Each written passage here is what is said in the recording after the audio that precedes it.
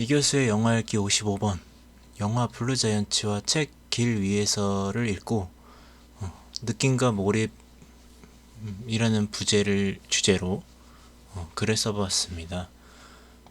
저는 이교수의 조건 없는 학교 채널 운영진 임정식입니다.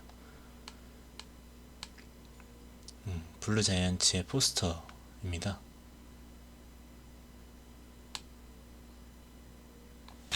영화 블루자이언츠를 보고 이 영화가 얘기하고자 하는 느낌과 몰입이란 주제에 한국이 충분히 뛰어들 수 있다고 생각했다.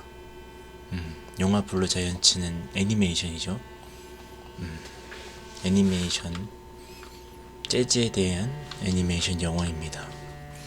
그리고 영화의 깊이와 관객의 반응 면에 있어 훨씬 좋을 거라고 생각하며 한국이 글을 쓰기 시작했다.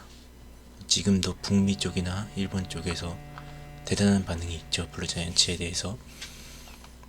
왜 한국에선 이와 비슷한 작품을 만들지 않는 걸까?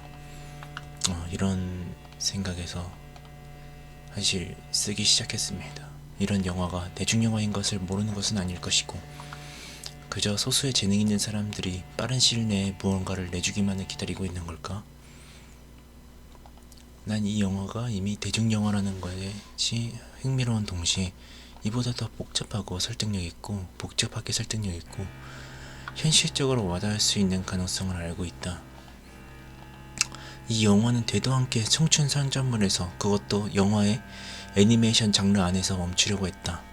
그렇기에 한국이 이보다 훨씬 더 좋고 세련된 애니메이션 영화를 만들 수 있다는 생각에 의심의 여지가 없다. 이 글을 쓸수록 그런 확신은 더해지고 있다. 처음에 영화 블루자이언츠 자체에 대해 깊게 파고들 생각이었습니다. 하지만 글의 주제와 관련한 다른 주제에도 깊은 관심이 생겼다. 굳이 하나의 영화만으로 여러 좋은 주제들을 얘기하는 것은 좋은 방향이 아닐 뿐더러 내게 부담일 뿐이었다. 그래서 이 영화로는 느낌과 몰입에만 집중하기로 했다. 또한 주제에 대해 더욱 깊게 다가가기 위해 잭 케루악의 길 위에서라는 책을 같이 얘기하고자 한다. 1부에서는 블루자이언츠를, 2부에서는 길 위에서를 글을 중심 주제로 다루려고 한다. 난 재즈를 길 위에서로 입문했고 그 이상으로 관심을 가져본 적이 아직 없기에 재즈 음악에 대해 잘 모른다. 하지만 이번에 영화를 보면서 다시금 재즈를 포함한 음악이 우리 시대에 중요한 느낌을 전달하고 있음을 알 수 있었다.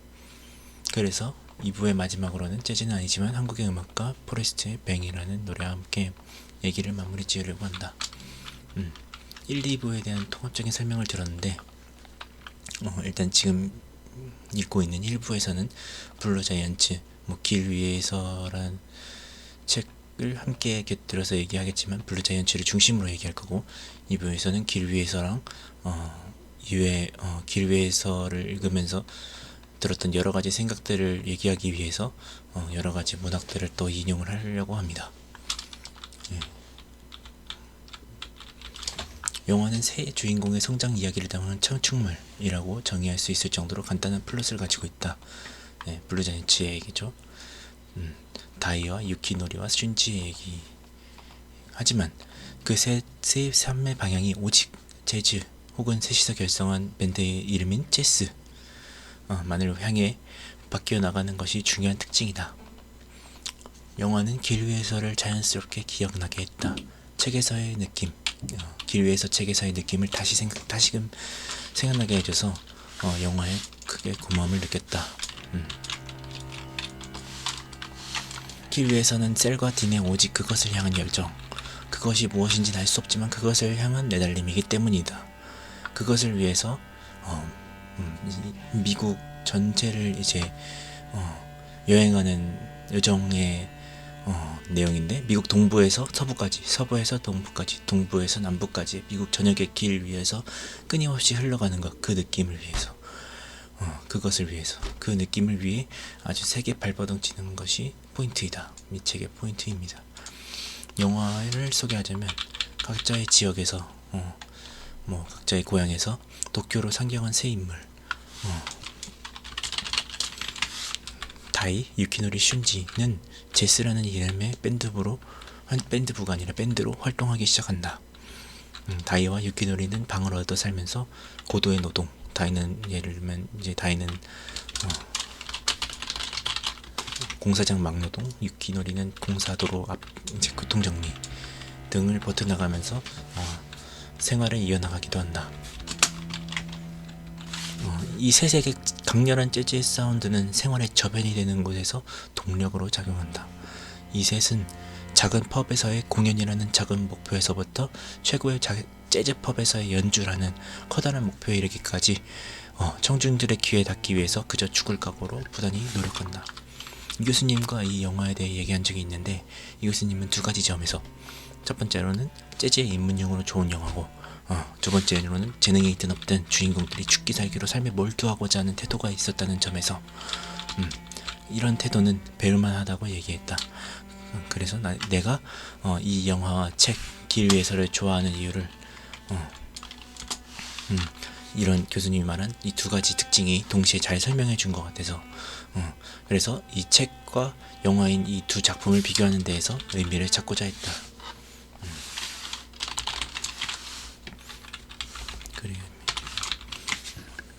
길 위에서는 딘 모리아티라는 그저 세상사에 열심이었고 빵과 사랑을 갈망할 뿐인 그 과정에서 범죄를 저지르기도 하지만 그의 범죄 행각은 뭔가 마음에 안 드는 것을 비웃기 위한 행위가 아니고 미국식 기쁨을 거칠게 분출하는 방법이었던 미국의 성자이자 동시에 악마적 소년이었던 한 인물에 대해 주목하게 해주었다. 이 책을 접한 이후로 나는 열심히 산다라는 느낌이 완전히 바뀌었다. 지금 길 위에서 얘기를 하는 겁니다. 딘이 주차 알바를 할 때 차를 65km로 후진하였다가 80km를 주차 박스 안에 집어넣는 장면, 발레 파킹을 맡기는 사람이 차에서 나올 때 차 문 빈틈으로 몸을 던져서 그 사이로 낑겨 들어가는 장면, 그리고 조지 시어링의 피아노 소리를 들으면서 몸을 흔들고 땀을 분출하고 고함을 지르는 딘의 모습을 보고 삶에 대한 딘의 자세를 배워야겠다고 생각을 했다. 딘은 그의 여자들과 아이들과의 생활을 조금이라도 책임지기 위해 치밀하게 조직된 스케줄줄 속에서 이곳저곳으로 날아다니기도 한다. 하지만 결국 그 모든 잡다한 일들의 목표는 그것을 찾기 위해 미국의 국도를 횡단하면서 놀러다니기 위한 것이다.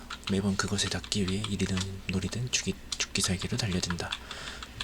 그것이 무엇인지 제대로 알지도 물론 설명하지도 못해서 온갖 민폐를 끼치겠죠. 민폐로 인해 사기꾼이라도 조롱을 당하지만 정말로 상관하지 않는다. 영화에서 다이도 죽도록 연주를 하다가 정말 빈세 상태에 다다르더라도 더 강렬하고 개성이 있는 소리에 닿아야 한다고 강조한다.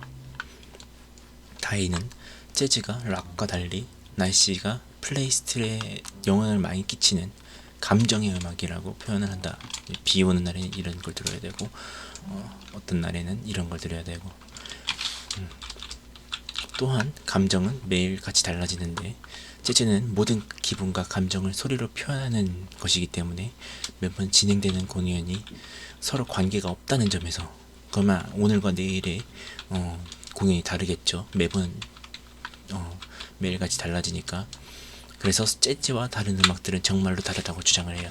그렇게 청중의 소리의 연구에서 그에 맞춰 경연에서의 승리를 노리자는 유키노리의 말보다 유키노리는 이제 청중의 소리를 연구해서 좀 더 대중적으로 다가가야 된다고 경연에서 그렇게 얘기를 하는데, 그거보다 다이는 이제 멋진 연주를 하면 자연스럽게 이길 것이다, 승리가 올 것이다 라고 그렇게 한 말이, 다이의 말이 좀 더 설득력 있어 보이는 이유가 이 다이의 재즈에 대한 정확한 분석 덕분이 아닐까. 그래서 연주의 목적이 이기는 것이든 무엇을 위한 것이든 간에 그 무엇이든 간에 어느 순간에선가 그런 것들은 중요하지 않고 그런 신급의 순간들을 스스로 찾아서 자신에게 해방감을 주는 강렬하고 개성적인 느낌을 찾는 것이 아주 핵심적이게 됩니다. 그렇기에 최고의 재즈 클럽 소볼로의 운영자가 운영자와 다이가 결국에는 무엇이든 뭐 연주든 사실 상관이 없고 뭐 결국 스스로의 그것을 향해서 달려나가는 것 그거밖에 없다는 거죠. 그런 느낌, 몰입과 느낌밖에 없다는 거죠. 그래서 소블로의 운영자와 다이가 화려한 피아노 독주를 마치고 나오는 유키노리한테 내장을 보인 정도로 독주에 진심으로 임하지 않는다고 지적할 수 있었어요. 그리고 소블로의 운영자가 재즈의 공연을 거절하는 얘기와 이후에 이제 유키노리한테 너가 독주에 진심으로 임하지 않아서 공연은 어렵겠다 이렇게 이야기하는 것과 이후에 유키노리가 이제 그 말을 듣고 또 다이의 얘기를 듣고 성장을 하죠. 그 얘기가 관객들의 마음에 더 와닿게 전개될 수 있었어요. 그래서 이런 재즈에 대한 어떤 핵심적인 그런 관철 때문에 다이가 말한 것처럼 자신의 한계를 모르는 연주에 일을 해야 되고, 유키노리가 말한 것처럼 합주자들끼리 서로를 뛰어넘으려고 하는, 그리고 또 이제 경연에서 경쟁 밴드를 이기고자 하는 그런 자신의 한계를 넘어야 되고, 이런 자신의 한계를 넘어서 슌지가 말한 것처럼 밴드에 모두가 합력해야지만 슌지는 그런 소속감을 중요시했죠. 결과적으로 최고의 소리를 다다를 수가 있고 그제서야 재즈 혹은 재즈가 모두의 귀에 진정으로 닿을 수 있다고 이제 영화는 얘기합니다. 유키노리가 말하듯이 청중과의 공감이든 유키노리는 그런 걸 많이 신경을 썼죠. 작사가이기도 하면서 다이가 말하듯이 자신 안의 해방감이든 다이는 약간 딘 같은 사람이죠. 슌지가 말하듯 밴드 안의 소속감이든 간에 그 모든 감정들이 복합적으로 조화가 돼야 되기 때문에 모두가 딘처럼 죽을 힘으로 그것을 향해 발버둥 칠 수밖에 없는 것이죠. 재즈 중심의 이야기와 묘사 이해에 이제 영화의 아쉬운 점이 조금 있는데, 청춘물과 애니메이션이라는 장르의 한계를 넘지 못했다는 거. 그래서 그 장르의 한계를 넘어서 영화 혹은 애니메이션이라는 형식의 이제 변형을 줘야 되는데,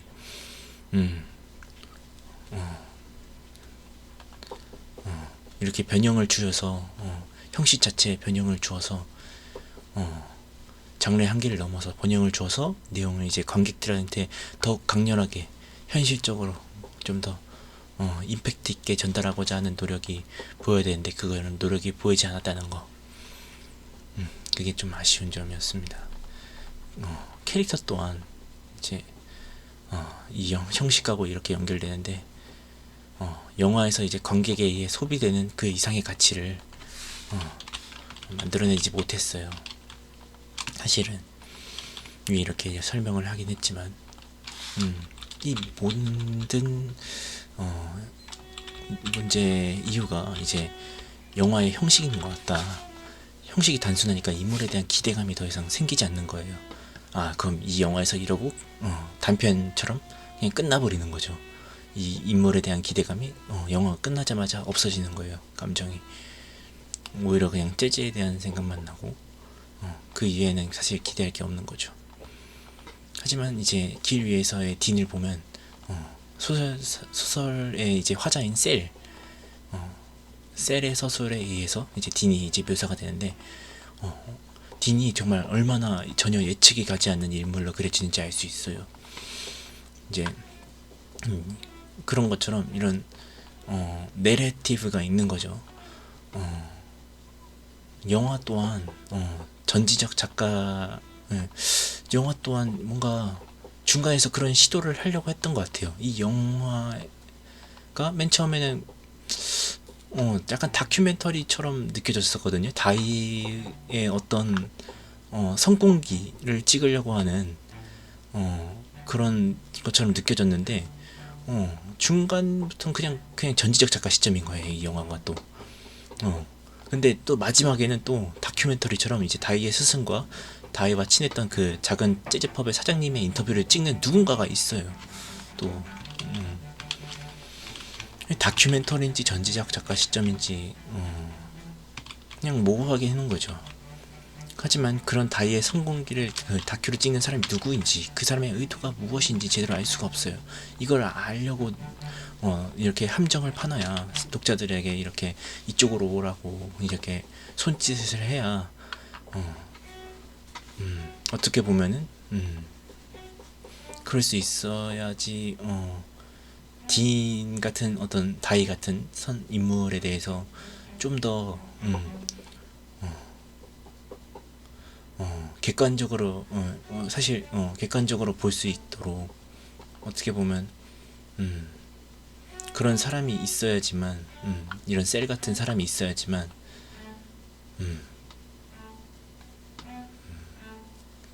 다이의 어떤 감정, 다이의 어떤 주장, 의견에 대해서 좀 더 주목할 수 있는 그런 힘을 주는 거죠. 뭔가 예술적 거리감이라고 해야 되나요? 그런 뭔가 뭔가 딘에게서 좀 더 셀이 그 중간에 끼면은 좀 더 멀어지는 것 같죠. 딘에 대해서 좀 더 얘기를 해봐 하는데 셀이 이제 얘기를 합니다 하면은 너 왜 껴서 말을 해? 이런 느낌이 들잖아요. 하지만 그렇지 않다는 거죠. 셀이라는 인물이 들어감으로써 오히려 셀이 가지는 딘에 대한 그런 감정, 그 감정을 우리 독자들이 읽으면서 얘는 그렇게 생각하는구나 하면서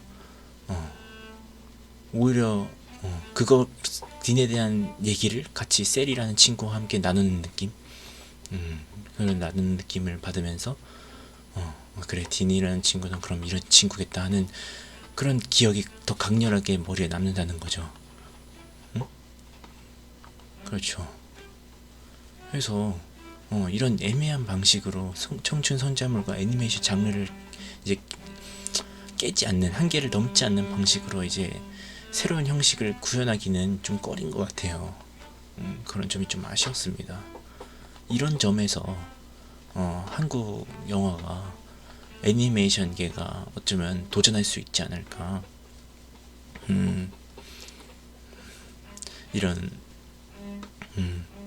이런 뭔가 찬나의 장르를 넘어가는 어떤 짬뽕 문화의 힘, 그런 거는 우리나라가 좀 전문적이지 않을까. 이런 일본의 어떤 주제 선정 같은 경우는 굉장히 탁월하죠. 재즈 같은 거를 선정함으로써 그 자체만을 좀 부각시키려고 어떻게든 노력을 했어요.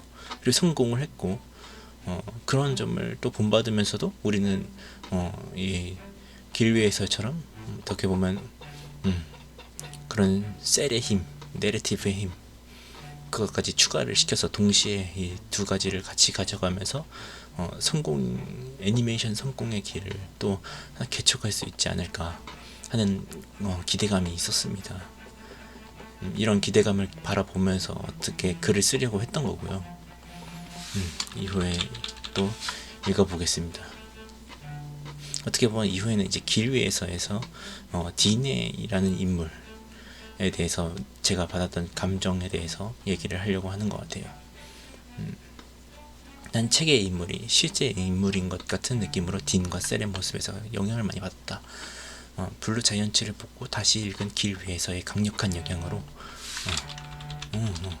그래서 길 위에서를 다시 읽었죠. 제가 몇 번이나 읽었지만도 다시 읽으면서 집에서 이제 제가 아무것도 안 하면서 지내던 단기 알바를 시작했다. 딘이 주차장에서 달인처럼 일을 했던 것처럼 다이와 유키노리가 고된 일을 하면서라도 재즈를 계속 하고 싶어 했던 것처럼 그렇게 또 영감을 받아서 영향을 받아서 하기 시작했습니다.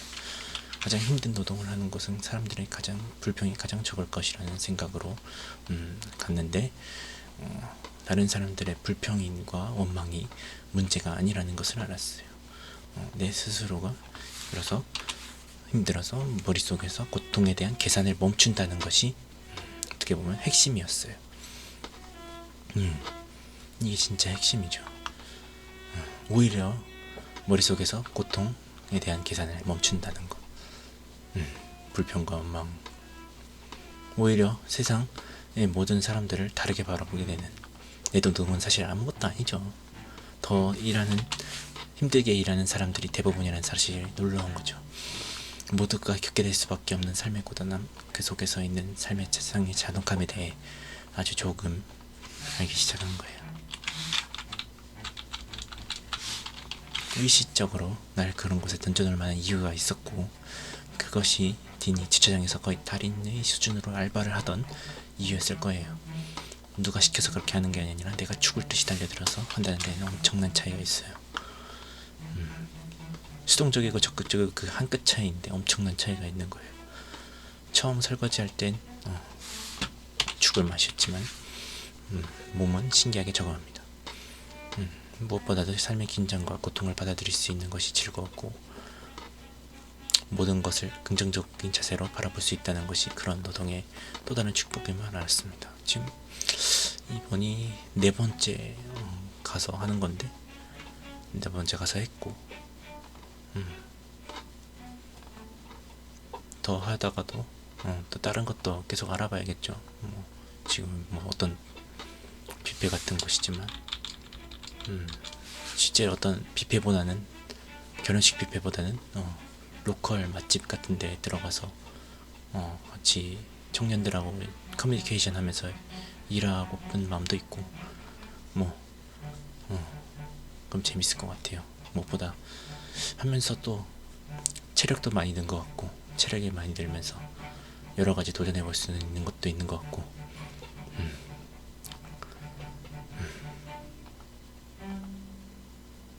뭐든 해야 되는 거 알았습니다. 그렇기에 영화 블루자이언츠에서 다이가 내정을 보여줄 듯이 연주를 하면 사람들이 알아서 감동해 줄 거라는 얘기가 농담이 아닌 이유예요. 정말로 죽을 듯이 하면 내가 깨달은 느낌들처럼 내가 먼저 그들에게 모든 것이 공감이 되는 거죠. 그로써 그들이 내게 공감을 안 할 여지를 모두 뺏어버리는 에너지를 내뿜게 되는 거예요. 밴드 3인은 모두가 시골에서, 서울 같은 시골에서 이제